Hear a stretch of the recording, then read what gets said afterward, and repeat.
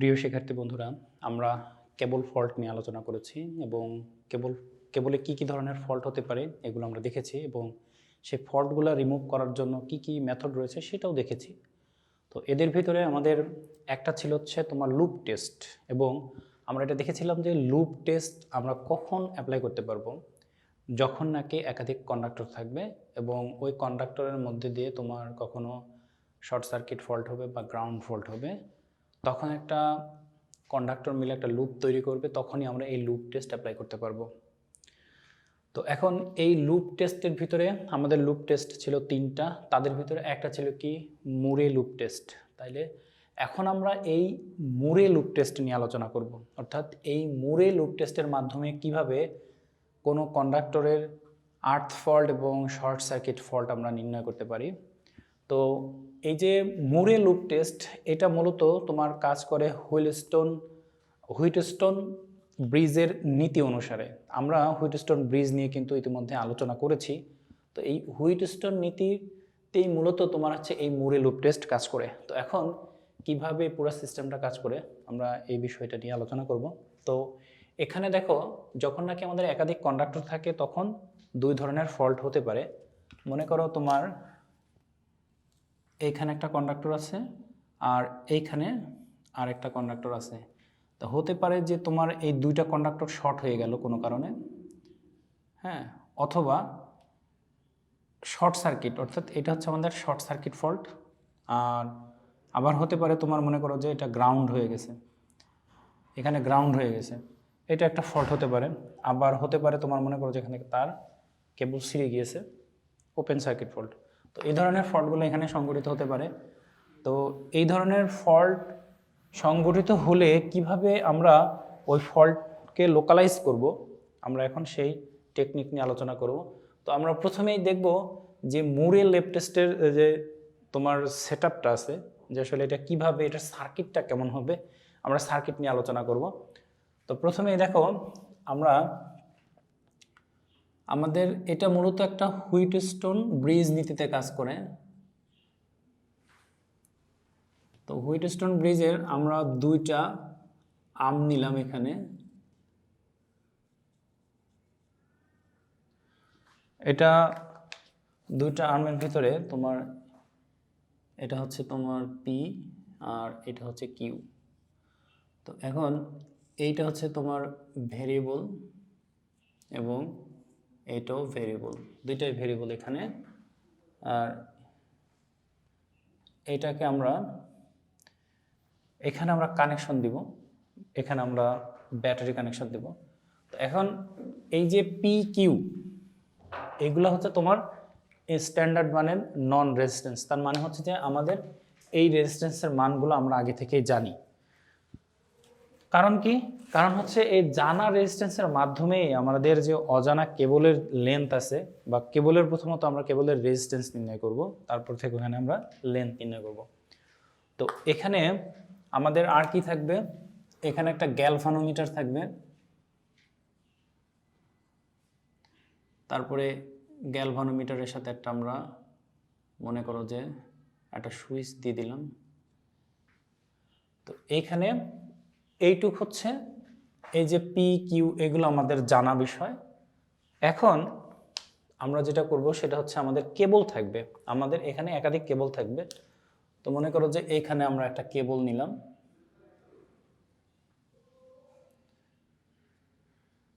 মনে করো এইটা একটা কেবল,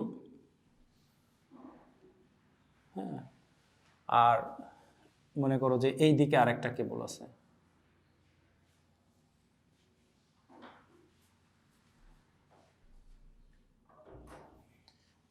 এই হলো আমাদের দুইটা কেবল।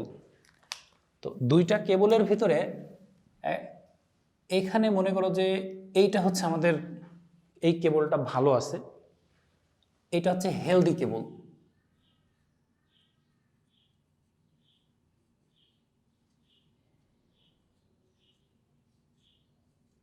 এটা হচ্ছে আমাদের হেলদি কেবল, অর্থাৎ এই কেবলটা ভালো আছে। আর এইটা হচ্ছে আমাদের ফল্ট কেবল। তাহলে এটা হচ্ছে আমাদের ফল্ট কেবল। তো এই যে ফল্ট হলো, এখন ফল্ট কোথায় হয়েছে, এই কেবলের কত লেন্থে ফল্ট সংঘটিত হয়েছে তা আমরা জানি না। তো এজন্য আমরা জাস্ট ধরে নিচ্ছি যে এইখানে ফল্ট হয়েছে, মনে করো যে এই বরাবর ফল্ট হয়েছে। হ্যাঁ, তো এই বরাবর ফল্ট হয়ে কি হলো, এখানে মনে করো যে আর একটা কন্ডাক্টর ছিল, মনে করো যে এখানে আর একটা কন্ডাক্টর আছে, এই কন্ডাক্টরের সাথে সে শর্ট সার্কিট হয়ে গেছে। হ্যাঁ, এই কন্ডাক্টরের সাথে শর্ট সার্কিট হয়ে গেছে। তো এখন আমাদের এখানে যে সাপ্লাইটা দিব, সাপ্লাইটা কেমন হবে, মনে করো এটা হচ্ছে আমাদের ব্যাটারি, এই ব্যাটারিটা আমরা এই কেবলের সাথে কানেক্ট করে দিব। ঠিক আছে, তো এইটা হচ্ছে আমাদের টেস্ট এন্ড। হ্যাঁ, টেস্ট এন্ড। আর এইটা হচ্ছে আমাদের ফার এন্ড। ঠিক আছে, তো এই ফার এন্ডে আমরা এই যে এইখান থেকে আমাদের এই পর্যন্ত, অর্থাৎ এই টেস্ট এন্ড থেকে যেখানে ফল্ট হচ্ছে, হ্যাঁ, তো এখানে দেখো আমাদের এইটা হচ্ছে হেলদি কেবল, এই হেলদি কেবলের রেজিস্ট্যান্স। তো তার আগে এখানে আবার আরেকটা কাজ করতে হবে আমাদেরকে। এই যে আমাদের যে টেস্ট স্ট্যান্ড আছে, টেস্ট স্ট্যান্ড থেকে মনে করো যে এখানে ফল্ট হয়েছে, তাহলে এই ফল্ট পর্যন্ত রেজিস্ট্যান্সের মান আমরা তোমার ক্যাপিটাল এক্স ধরে নিলাম। এই পর্যন্ত রেজিস্ট্যান্সের মান হচ্ছে ক্যাপিটাল এক্স, আর এইখান থেকে এই পর্যন্ত আমাদের লেন্থ হচ্ছে ক্যাপিটাল L1। এখন এই যে ফার এন্ড আছে, এই ফার এন্ডে আমরা কি করব, এই যে দুইটা কেবল আছে আমাদের হেলদি কেবল এবং ফল্ট কেবল, এই দুই প্রান্তকে আমরা একটা তার দিয়ে সংযুক্ত করে দিব। এখানে যে তারটা আমরা ইউজ করবো সেটা খুবই লো রেজিস্ট্যান্সের তার হবে। হ্যাঁ, তোমার মনে করো যে এই দুই প্রান্ত আমরা একটা তার দিয়ে সংযুক্ত করে দিলাম। তো এখন বিষয়টা হলো যে আমাদের আন্ডারগ্রাউন্ড থাকবে তো কেবলের এই অংশগুলা, এইখান থেকে এই পর্যন্ত আমাদের কি আন্ডারগ্রাউন্ড থাকবে, এই অংশটাও কি উপরে থাকবে, আবার এই অংশটাও আমাদের উপরে থাকবে। তো এই ফার এন্ডে আমরা কি করব, আমরা এই একটা লো রেজিস্ট্যান্স তারের মাধ্যমে দুইটা প্রান্তকে আমরা কানেক্ট করে দিব বা এক জায়গায় জুড়ে দিব। তো তাহলে এইটা হচ্ছে আমাদের কি লো রেজিস্ট্যান্স কেবল।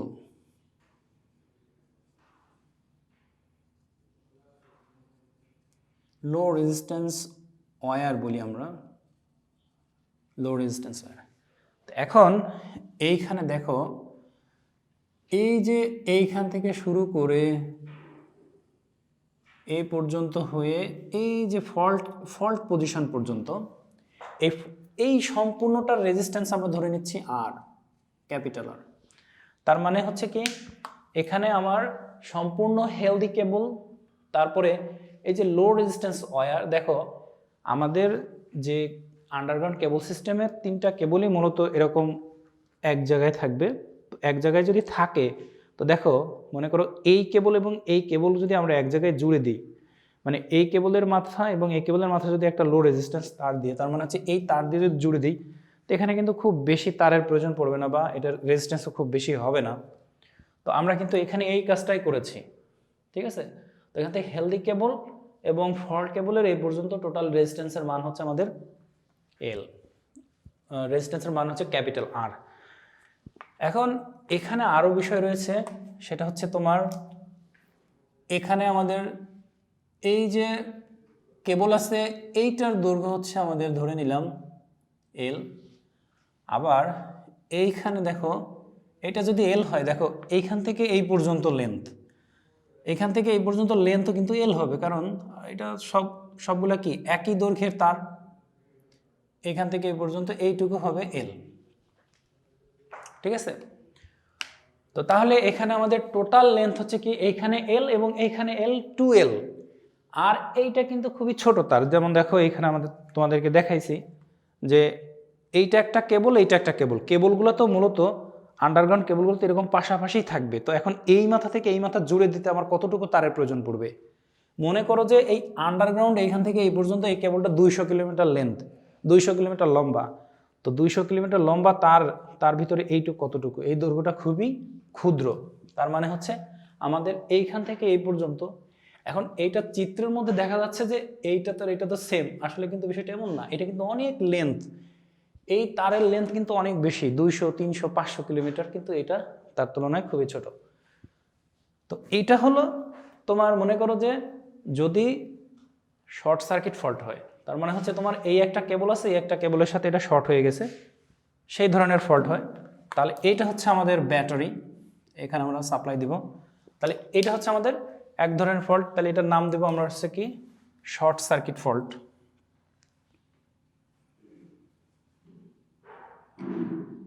Short circuit fault.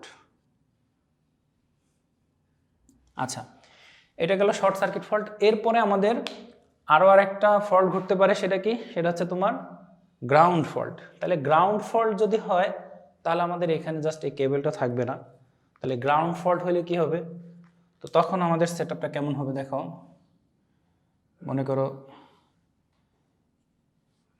এই হলো আমাদের হুইটস্টোন ব্রিজ,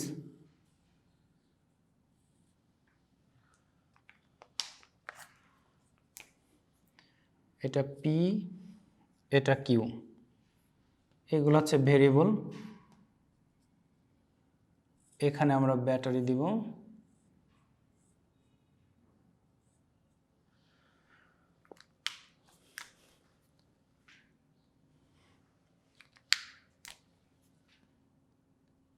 এটা হচ্ছে আমাদের হেলদি কেবল,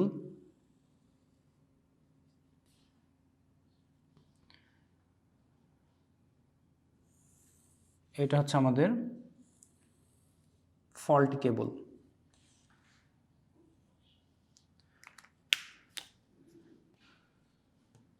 এবং আমরা ধরে নিচ্ছি এখানে আমাদের ফল্ট হয়েছে, তার মানে এখন এইটাতে এইখানে তোমার হচ্ছে কি গ্রাউন্ড হয়ে গেছে। হ্যাঁ, তাহলে গ্রাউন্ড হয়ে গেলে এখানে একটা রেজিস্ট্যান্স শো করবে, সেই রেজিস্ট্যান্সটা আমরা এখানে দেখাচ্ছি। তো তাহলে দেখো এটা নেগেটিভ, দ্যাট মিন্স গ্রাউন্ড। তাহলে এইটাকে কি করব, এর সাথে কানেক্ট করে দিব। তার মানে ব্যাটারির এই প্রান্তটা কি করব আমরা, এর সাথে কানেক্ট করে দিব। তার মানে এইখানে এইভাবে দিয়ে দিলাম, তার মানে এটাও গ্রাউন্ড, এটাও গ্রাউন্ড, এটাও গ্রাউন্ড, মানে হচ্ছে কি এটার সাথে এটা কানেক্টেড অবস্থায় আছে। তো এখানে দেখো আমাদের এখানে একটা গ্যালভানোমিটার লাগবে, এবং এখানে আমাদের একটা কি থাকবে। তো এখন এই যে এই পর্যন্ত রেজিস্ট্যান্স ধরে নিয়েছি আমরা কি এক্স, এবং এইখান থেকে এই পর্যন্ত আমরা লেন্থ ধরে নিয়েছি ক্যাপিটাল L1। তারপরে এখানে একটা ছোট লো রেজিস্ট্যান্স তার দিয়ে এটাকে যুক্ত করে দিয়েছি। এরপরে এইখান থেকে এই সম্পূর্ণটার রেজিস্ট্যান্স হচ্ছে আমাদের ক্যাপিটাল আর। এইখান থেকে এই যে হেলদি কেবলের লেন্থ হচ্ছে এল, আবার ফল্ট কেবলের লেন্থও এল, দুইটাই এল। তো এইটা ছিল আমাদের মোটামুটি হুইটস্টোন ব্রিজের সেটআপ, যে আমরা যে কেবলের ফল্ট নির্ণয় করব, সেই ফল্ট কেবলের সাথে হুইটস্টোন ব্রিজের সেটআপ। এখন এখানে এই যে পি কিউ ভেরিয়েবল রেজিস্ট্যান্সগুলো আমরা নিয়েছি, কেন নিয়েছি, এই গ্যালভানোমিটারের মধ্য দিয়ে প্রবাহিত কারেন্টের মান শূন্য করব।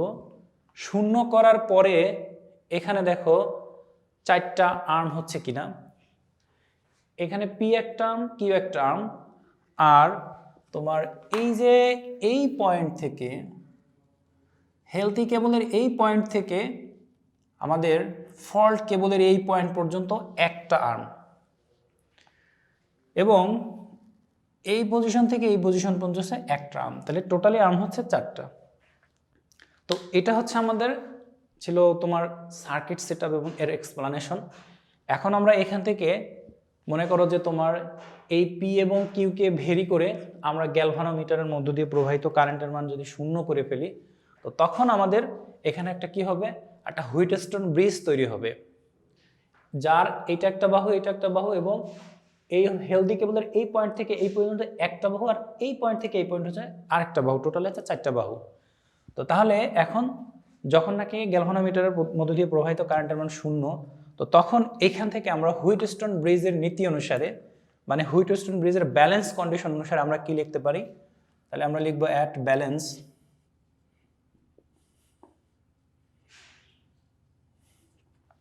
ব্যালেন্স আমরা জানি কি পি বাই কিউ সমান সমান আর বাই এক্স। তাহলে দেখো আমাদের ব্রিজটা যদি এরকম হতো, আমরা এই ব্রিজটাকে যদি একটু এখানে যদি বোঝার সুবিধার্থে যদি আমরা অঙ্কন করি, তাহলে দেখো এইটা হচ্ছে আমাদের পি, এইটা হচ্ছে আমাদের কিউ। এরপরে দেখো এই পয়েন্ট থেকে, অর্থাৎ এই পয়েন্ট থেকে এই ফল্ট পজিশন পর্যন্ত হচ্ছে একটা বাহু। তাহলে এই পর্যন্ত আমরা বললাম একটা বাহু, মনে করো এটা হচ্ছে সেটা। তাহলে দেখো এইখান থেকে এই পর্যন্ত আমাদের রেজিস্ট্যান্সের মান কত, আর। তারপরে দেখো এইখান থেকে এই পর্যন্ত এইটুকু একটা বাহু, তার মানে এটা কি কিউ থেকে এই পর্যন্ত, তাহলে কিউ থেকে এই পর্যন্ত, তাহলে এটা হচ্ছে আরেকটা। তাহলে এটা রেজিস্ট্যান্সের মান দিয়েছি কি আমরা এক্স। তো তাহলে দেখো এখানে যে হুইটস্টোন ব্রিজটা ফর্ম করতেছে, কিভাবে ফর্ম করতেছে এটা তোমরা বুঝতে পেরেছো। তো তাহলে এইখানে আমাদের এইটা একটা বাহু, এইটা একটা বাহু, তারপরে এই পি এখান থেকে এই পর্যন্ত একটা বাহু, আর এইখান থেকে এই পর্যন্ত হচ্ছে আমাদের আরেকটা বাহু। তাহলে হুইটস্টোন ব্রিজের ব্যালেন্স কন্ডিশনে P by Q equals to, দেখো এই বাহু বাই এই বাহু সমান সমান এই বাহু বাই এই বাহু। তো তাহলে এই বাহুটা কি, দেখো এই যে এইখান থেকে এই সম্পূর্ণ হেলদি কেবল প্লাস এখানে ফল্ট কেবলের এই পর্যন্ত আমরা টোটাল রেজিস্ট্যান্সের মান ধরে দিয়েছি কি ক্যাপিটাল আর। টোটাল রেজিস্ট্যান্সের মান হচ্ছে আমাদের ক্যাপিটাল আর।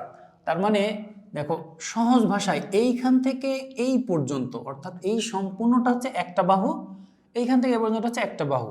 তাহলে এই সম্পূর্ণ বাহুটার রেজিস্ট্যান্স, মানে সম্পূর্ণ কেবলটাকে আমরা একটা বাহু বলতেছি, তার রেজিস্ট্যান্স হচ্ছে আর, এবং এইখান থেকে এই পর্যন্ত এটা রেজিস্ট্যান্স হচ্ছে আমাদের এক্স। তাহলে এটা হচ্ছে কি হবে, এটা আমরা এই যে পি এবং কিউকে ভেরি করে গ্যালভানোমিটারের মধ্যে দিয়ে প্রবাহিত কারেন্টের মান শূন্য যোগে করতে পারি, তখন আমরা হুইটস্টোন ব্রিজের ব্যালেন্স কন্ডিশন অনুসারে এটা আমরা লিখতে পারি। তো এখন আমরা এটাকে একটু ছোটোখাটো ক্যালকুলেশন করব। দেখো আমরা এখন এটাকে পি বাই কিউ, এই পাশে একটা +1 নিলাম, এখানে হচ্ছে আর বাই এক্স, এই পাশে একটা +1 নিলাম। তো তাহলে এখন এটা যদি আমরা লসাগু করি, তাহলে পাবো P plus Q by Q equals to R plus X by X. তো এখন এখানে আমাদের মূলত লাগবে কি, যে আমাদের এইটা হচ্ছে টেস্ট স্ট্যান্ড, এইটা হচ্ছে আমাদের টেস্ট স্ট্যান্ড। এই টেস্ট স্ট্যান্ড থেকে এই যে ফল্ট কেবল, মানে যে ফল্ট পজিশন পর্যন্ত আমাদের রেজিস্ট্যান্স হচ্ছে এক্স এর মান, আমাদের এই রেজিস্ট্যান্সের মানটা লাগবে। এখন রেজিস্ট্যান্সের মান দিয়ে আমরা কি করব, দেখো এর আগের লেকচারগুলোতে আমরা বলেছি যে রেজিস্ট্যান্সের মান দিয়ে আমরা কি করব। আমরা জানি রেজিস্ট্যান্স সমান সমান হচ্ছে কি রো এল ভাগ এ। কোনো একটা কন্ডাক্টরের দেখো রো আপেক্ষিক রোধ এবং এ ক্ষেত্রফল, এইগুলো কিন্তু আমাদের জানা। হ্যাঁ, যখন নাকি আমরা একটা কেবল তৈরি করব, তখন কোন ধরনের পদার্থ দিয়ে তৈরি করতেছি তার বৈশিষ্ট্য থেকে আমরা রো এর মান পাবো, এবং ওই কেবলের ক্ষেত্রফলও আমরা কিন্তু পেয়ে যাব। তাহলে বাকি থাকলো কি আর এবং এল। এখন আমরা এই যে calculation, Murray loop test, Varley loop test, Blavier test, এই সবগুলো টেস্টের মাধ্যমে আমরা রেজিস্ট্যান্সের মানটা নির্ণয় করি, যে আমাদের টেস্ট অ্যান্ড থেকে আমাদের যে ফল্ট পজিশন পর্যন্ত যে লেন্থ আছে, কন্ডাক্টরটা আছে, তার রেজিস্ট্যান্সটা কত, ওইখান থেকে কিন্তু আমরা তার দৈর্ঘ্যটা নির্ণয় করতে পারবো। তো এখান থেকে দেখো আমাদের তাহলে কাজ হচ্ছে যে এই এক্স এর মানটা নির্ণয় করা। তাহলে এখান থেকে আমরা এক্স সমান সমান কি লিখতে পারি, তাহলে দেখো আমাদের নির্ণয় করতে হবে মূলত এখানে এক্স এর মান। তাহলে আমরা যদি এটাকে একটু আর গুণ করি, পি প্লাস কিউ সমান সমান Q into R plus x. তো আমরা এখানে বের করব এক্স এর মান, তাহলে এক্স সমান সমান, তাহলে এখানে আমরা পাচ্ছি Q by P plus Q into R plus X. দেখো এইখান থেকে মূলত আমরা রেজিস্ট্যান্সের মানটা নির্ণয় করব। আচ্ছা, এটা হলো আমাদের রেজিস্ট্যান্সের মান নির্ণয়। তো এখন এই রেজিস্ট্যান্সের মান থেকে আমরা লেন্থ কিভাবে পাবো, এই যে এখানে আমাদের L1 আছে, এই L1টা আমরা কিভাবে পাবো। তো এখানে আমাদের কন্ডাক্টরের মোট দৈর্ঘ্যটা কত হবে,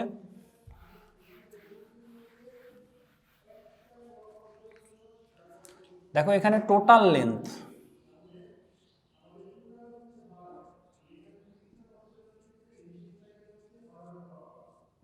টোটাল লেন্থ কত হবে? টোটাল লেন্থ হচ্ছে, দেখো এই হেলদি কন্ডাক্টরের লেন্থ হচ্ছে এল এবং আমাদের ফল্ট কেবলের লেন্থও কিন্তু এল, টোটাল লেন্থ হচ্ছে এল। আর এই যে এই প্রান্ত থেকে এই প্রান্ত পর্যন্ত আমরা খুব ছোট একটা তার দিয়ে কানেকশন দিয়েছি, এটার লেন্থকে আমরা ধরছি না, এটাকে আমরা নেগলেক্ট করছি। তাহলে টোটাল লেন্থ বলতে পারি আমরা টুয়াইস এল। তার মানে হচ্ছে দুইটা কন্ডাক্টরের টোটাল লেন্থ হচ্ছে টুয়াইস এল। আর আমাদের এই যে ফল্ট মানে টেস্ট এন্ড থেকে ফল্ট পজিশন লেন্থ হচ্ছে L1, আমাদের মূল কাজ হচ্ছে এই L1 এর মান নির্ণয় করা। এখন তো এই L1 এর মান আমরা নির্ণয় কিভাবে করব? দেখো আমরা একটা সূত্র লিখেছি যে তোমার R সমান সমান রো এল বাই এ। তো এইটাকে যদি আমরা একটু এইভাবে লিখি, rho by A into L. তো এখন মনে করো তোমরা এগুলো দেখেছো, মনে করো যে P is proportional to Q যদি লিখি, মনে করো কোনো ইকুয়েশন এরকম আসছে, এর পরের লাইনে আমরা কি লিখি, পি সমান সমান কে ইন্টু কিউ। তার মানে এই যে কে, এই প্রপোর্শনালিটি সাইন উঠিয়ে দিয়ে আমরা একটা সমান চিহ্ন নিই এবং সেখানে কি ব্যবহার করি, একটা কনস্ট্যান্ট ব্যবহার করি। হ্যাঁ, তার মানে হচ্ছে কি, দেখো প্রপোর্শনালিটি সাইন যদি থাকে, ওই প্রপোর্শনালিটি সাইনকে উঠিয়ে দিয়ে আমরা একটা সমান চিহ্ন লিখি এবং একটা কনস্ট্যান্ট লিখি। আচ্ছা দেখো, তো এই লাইনের পরে যদি আমরা এই লাইন লিখতে পারি, তাহলে এই লাইনের পরে অবশ্যই এই লাইন লিখতে পারবো। তার মানে কি, দেখো যদি সমান চিহ্ন থাকে এবং একটা কনস্ট্যান্ট থাকে, তাহলে সেইটাকে আমরা উঠিয়ে দিয়ে কি লিখতে পারি, প্রপোর্শনালিটি সাইন লিখতে পারি। প্রপোর্শনালিটি সাইন, তার মানে এই লাইনের পরে এই লাইন, আবার এই লাইনের পরে এই লাইন। তো তাহলে দেখো এইখানে আমাদের এই যে অংশটা দেখো, পি বাই রো বাই এ, তাহলে কোনো একটা কন্ডাক্টরের জন্য রো এবং এর মান কি কনস্ট্যান্ট না? যেমন মনে করো যে এই কন্ডাক্টরের কথা যদি বলি, এই কন্ডাক্টরের যে লেন্থ হবে, মনে করো যে তোমার এল লেন্থের জন্য তার এরিয়া কি ফিক্সড, এরিয়া কোনো পরিবর্তন হবে না। তারপরে দেখো তার কন্ডাক্টরে যদি ফল্ট ঘটে, তাহলে তো তার বৈশিষ্ট্যের কোনো পরিবর্তন হবে না, তার মানে আপেক্ষিক রোধেরও পরিবর্তন হবে না। তার মানে এই পুরো অংশটা হচ্ছে আমাদের এখানে কনস্ট্যান্ট।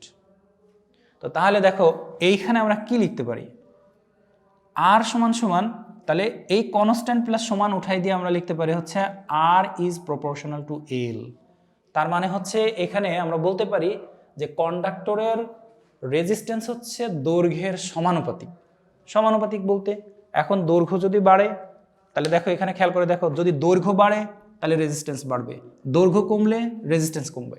ঠিক আছে, তো তাহলে এটা হচ্ছে কি, তোমার কন্ডাক্টরের রেজিস্ট্যান্স হচ্ছে দৈর্ঘ্যের সাথে সমানুপাতিক।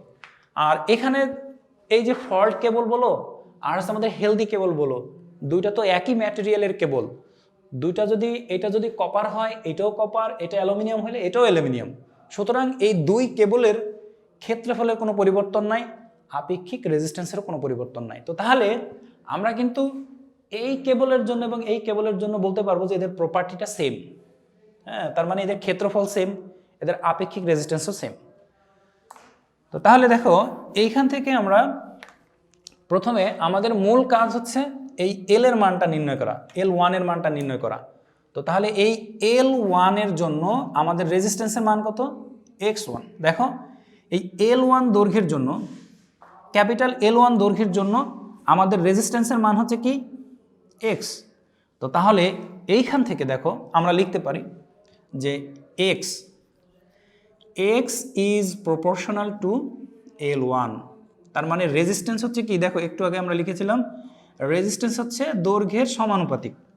তো তাহলে দেখো এখান থেকে আমরা এটা লিখতে পারি। এরপরে দেখো আমাদের এটা ছিল কি ফল্ট পজিশন, মানে হচ্ছে তোমার টেস্ট এন্ড থেকে ফল্ট পজিশন পর্যন্ত এই কথাটা। এখন আসো এই যে সম্পূর্ণ লেন্থ, আসো সম্পূর্ণ লেন্থের জন্য আমরা কি লিখতে পারি, তাহলে এখানে আসো সম্পূর্ণ লেন্থের জন্য, অর্থাৎ এই হেলথ পজিশন থেকে এই ফল্ট পজিশন পর্যন্ত আমরা রেজিস্ট্যান্সের মান ধরে নিয়েছি কি আর। তাহলে আর ইজ প্রপোর্শনাল টু, তাহলে এখানে দেখো এখানে আমাদের হচ্ছে মূলত এই দুইটা কন্ডাক্টর, একটা হচ্ছে এই টেস্ট এন্ড থেকে ফল্ট পজিশন পর্যন্ত, আর আরেকটা হচ্ছে কি, এই যে এখানে তোমার আছে হেলথ পজিশন আছে, মানে হেলথ কন্ডাক্টরের এই পজিশন থেকে একেবারে এই পর্যন্ত, মানে দুইটা টোটাল লেন্থটা এখানে। তাহলে এখানে টোটাল লেন্থ হচ্ছে কি আমাদের, দেখো এই পর্যন্ত, এইখান থেকে এই পর্যন্ত রেজিস্ট্যান্সের মান হচ্ছে কি আর, আবার এইখান থেকে এই পর্যন্ত রেজিস্ট্যান্সের মান হচ্ছে এক্স। তাহলে এখানে আমার টোটাল রেজিস্ট্যান্স আছে কত, আর প্লাস এক্স। টোটাল রেজিস্ট্যান্সের মান হলো আর প্লাস এক্স। এখানে আমরা তোমার মূলত আমরা সম্পর্কটা তৈরি করতে যাচ্ছি যে আমাদের টোটাল লেন্থ মানে দুইটা কেবলের, হেলথ কেবল এবং ফল্ট কেবল, দুইটা কেবলের লেন্থ এবং আমাদের যে ফল্ট পজিশন আছে, টেস্ট এন্ড থেকে ফল্ট পজিশন আছে, এই লেন্থের মধ্যে একটা সম্পর্ক তৈরি করতে যাচ্ছি। তো তাহলে প্রথমে দেখো আমরা কি নিলাম, আমাদের ফল্ট পজিশনের রেজিস্ট্যান্স হচ্ছে কি টেস্ট এন্ড থেকে ফল্ট পজিশনের যে লেন্থ আছে তার সমানুপাতিক। এরপরে আমাদের টোটাল কেবলের রেজিস্ট্যান্স, তাহলে টোটাল কেবলের রেজিস্ট্যান্স কত, দেখো এইখান থেকে এই পর্যন্ত আমরা ধরে নিয়ে এসেছি রেজিস্ট্যান্স আর, এইখান থেকে এই পর্যন্ত হচ্ছে এক্স। তাহলে এই টোটাল মানে হচ্ছে এই হেলদি কেবল এবং ফল্ট কেবল এই দুইটার রেজিস্ট্যান্স হচ্ছে কি আর প্লাস এক্স, তাহলে প্রপোর্শনাল টু, তাহলে এই দুইটার লেন্থ কত, এইটা এল এবং এটা এল, তাহলে এটা হচ্ছে টুয়াইস এল। তাহলে এই দুইটা হচ্ছে তোমার দুইটা ইকুয়েশন, এটা হচ্ছে 1 নম্বর ইকুয়েশন, এটা হচ্ছে তোমার 2 নম্বর ইকুয়েশন। তো এখন এইখান থেকে আমরা দেখো